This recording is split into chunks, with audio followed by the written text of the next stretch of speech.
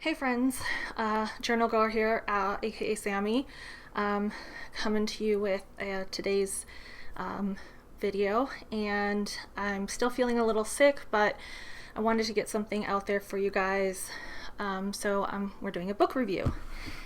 The book is Florals by Hand, and this is by Alli Koch, and it is an amazing book if you want to learn how to draw flowers and draw them not in like a cartoon way, but more of like, I don't know, it's just, there's like her style. Let's just take a look inside the book. So first off, she starts you off with simple flowers for the first 7 days. So every day you just kind of do a little bit of practice, which I totally agree with because, like I said, I feel like you should have a daily drawing or doodling practice in your art journal. Then she goes into the flowers themselves and the projects. Now you don't have to do the projects, you can just do the flowers, but as you can see, she does this where she goes step by step by step, like literally draw this line, draw this line, draw this line. And this is what's been missing in my life when it comes to drawing florals. When I first picked this up and I saw that it was literally showing me step by step, I couldn't be more excited. She does tell you to start in pencil. Don't call me while I'm filming. I ended up an impatient, so I had to use pens to do the drawings in here. So I did work on a few of the flowers. I have one of the projects still in the actual composition book. And then the other ones I did cut out and I put them in here. In my art journal when I got home. I colored them with colored pencils because that's all I really had to do any kind of coloring. In my new art journal, I actually finished the project because I really liked the flowers in it and the bundle in it and all of that. So I did finish that project. Now this was colored with watercolors, with actual pan watercolors. And I used, I think, the Multal fine liners. Those are like the only pen fine liners I found that do not move for any. They're like Sharpies, but pens. So even like dye inks will not move with these. So I use those a lot. And I got down to like the 0.05, which I never thought I would use in my life, but there you go. So I did this one, I colored it in with watercolors. Of course, you can see it kind of went off the page because I'm not working in a book that's large enough to kind of accommodate what I was doing.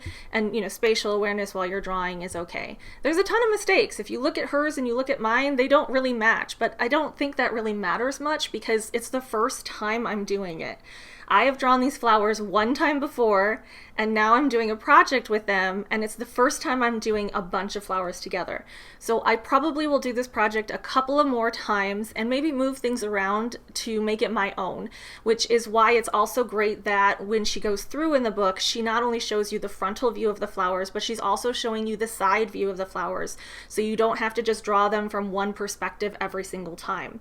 And giving you that step-by-step allows you to also go in and alter things and make things your own as well. So don't be afraid to do that. It is a larger book, and I got mine at Barnes & Noble. She does have another book called Modern Florals that I haven't gotten yet because I haven't made it through this one yet. Now, I'm not going to do all the projects, but there are some amazing projects in here, like illusions and working with words and, you know, tropicals. They're fantastic. And in the end, in the back of the book, she actually shows you how to digitize these elements in Photoshop if you're drawing them on paper.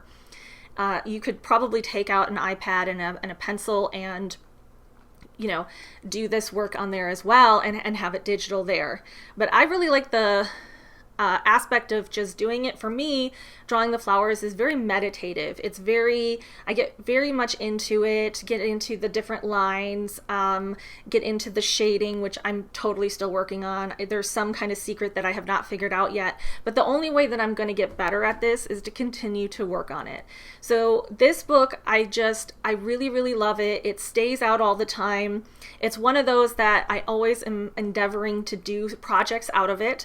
And I just feel like she made drawing these florals very, very accessible for everyone. So if you want to get a copy of this book, you can do that online, probably Amazon or Barnes & Noble or your local bookseller. Support this artist who's given us a fantastic book so that we can start adding these florals. I actually posted this in the Archer and Olive community on Facebook, one of my drawings, and someone else went out and bought the book and then posted their flowers, and they look fantastic. So it really is one of those books that is like, here is the steps, and you're going to come out with something that's looking amazing. Anyway, that's going to be it for today. The book review, I will put the name and the author's name in the description below. And let me know if you are into the book reviews. I have a few that I've gotten recently that I really, really love and would love to share with you guys. So if you're into that, let me know. Anyway, if your day is going great, I hope tomorrow does too. If yours is kind of wonky like mine, well, let's just hope tomorrow is a better day for all of us. All right, bye.